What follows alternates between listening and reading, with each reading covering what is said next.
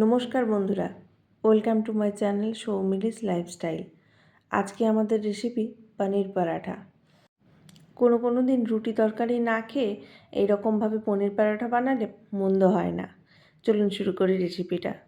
প্রথমে একটা কড়াইতে সামান্য তেল দিয়ে ওখানে জিরে ফোড়ন দিলাম। এবার এখানে দিয়ে দিচ্ছি ক্যাপসিকাম কুচি, গ্রেট করা পনির, গ্রেট করা ফুলকপি, গ্রেট করা গাজর আর ছোট ছোট করে কুচি করা কাঁচা লঙ্কা কুচি দিয়ে ভালো করে এভাবে কড়াইতে নাড়াচাড়া করে নিচ্ছি। এই রেসিপিটি হয়ও খুব দুর্দান্ত আর বাচ্চাদেরও খুব পছন্দের একটি রেসিপি।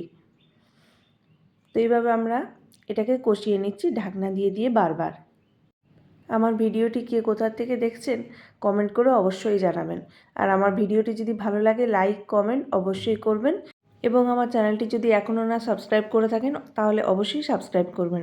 এর মধ্যে এবার আমি দিয়ে দিচ্ছি আগে থেকে সেদ্ধ করে ম্যাশড করে রাখা আলু দিয়ে এটা এই পুরটার মধ্যে ভালো করে মেখে নিচ্ছি।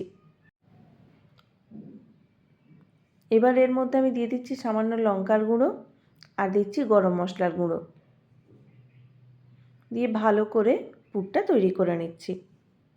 পুরটাকে এবার কিছুক্ষণের জন্য ঠান্ডা হতে ছেড়ে দেব। আমাদের পুর তৈরি হয়ে গেছে।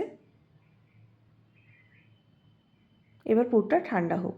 এইদিকে আমরা কী করছি, একটা আগে থেকে আটা আর ময়দা মিশিয়ে আমি মেখে রেখেছিলাম। এখানে আমি আটা ময়দা মেখেছি। আটা নিয়েছি 750 গ্রাম, তো ময়দা নিয়েছি 250 গ্রাম। এইভাবে আমি আটা ময়দার কোয়ান্টিটি নিয়ে একটা আটা ময়দার ডো মাখিয়ে রেখেছি। এবার একটা বড় লেচি নিয়ে এভাবে বেলে নিচ্ছি। বেশ বড় করে লেচিটা বেলবো, কারণ এখান থেকে আমাদের দুটো পরোটা হবে। আর একটু পাতলা করব এটাকে।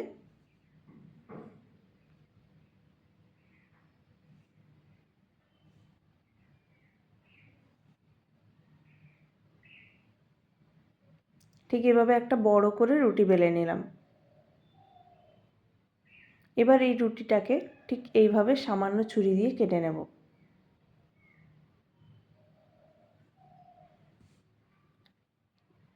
এবার এই আগে থেকে পনিরের পুর করে রাখা পনিরটা এভাবে দিয়ে দিলাম। দুদিকে হাত দিয়ে হোক বা চামচ দিয়ে হোক আপনারা ঠিকভাবে বিছিয়ে নেবেন। এই দেখুন, আমি হাত দিয়ে করলে এটা যতটা ভালো হয় চামচে হয় না। ঠিক শেপ করে নিয়ে নিলাম। ধারগুলো কিছুটা ছেড়ে রাখবো, যাতে আমরা যখন পরোটাটা মুড়বো ধারের প্রান্তগুলো ঠিকভাবে জুড়ে যায়। ঠিক এইভাবে এবার প্রান্তগুলো আমরা হাত দিয়ে চেপে চেপে মুড়ে নেব।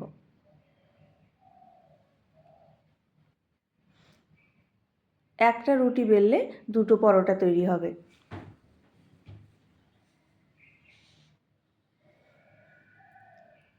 এবারে কিন্তু আমরা পরোটাগুলো বেলবো অয়েল ব্রাশ করে।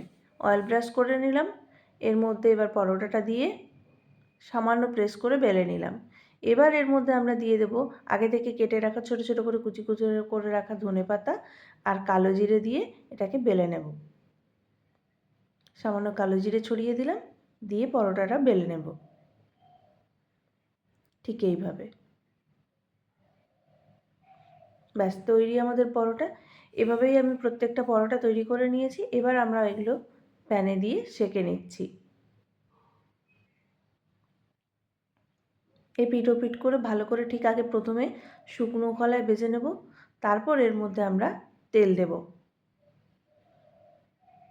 এরপর এর মধ্যে সামান্য তেল ছড়িয়ে ভেজে নিলেই তৈরি পনির পরাঠা। আমার রেসিপিটি কেমন লাগলো অবশ্যই কমেন্ট করে জানাবেন।